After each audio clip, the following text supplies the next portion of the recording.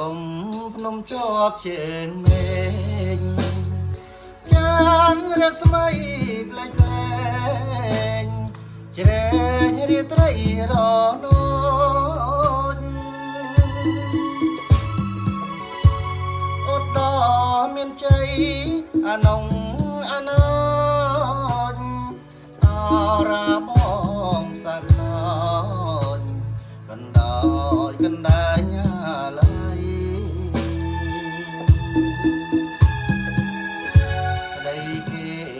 ជួញគេទួញអាណិត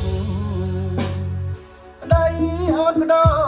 ជីវិតស្ថិតនៅក្នុងដងព្រៃអូភ្នំដរាយខាន់ចែកទឹកដី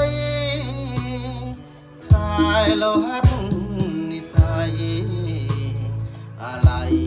បីដូចអញី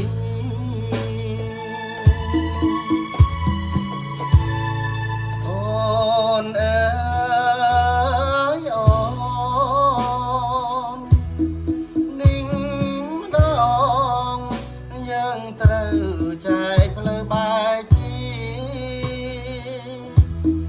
ចាំជំរុំបន្ទាយសុខំទៅនឹងគិរីទុកញោមញីស្ពាយនិស័យម្នាក់ឯងអូតមានជ័យក្រុងក្រៃសីមាបបតានេះវាលធំបែបផ្សាយបបងច្បាំងឈ្នះគ្រប់ទីកន្លែងវិលមកកាន់ដំណែងអូនតែងតឹងមើលផ្លូវ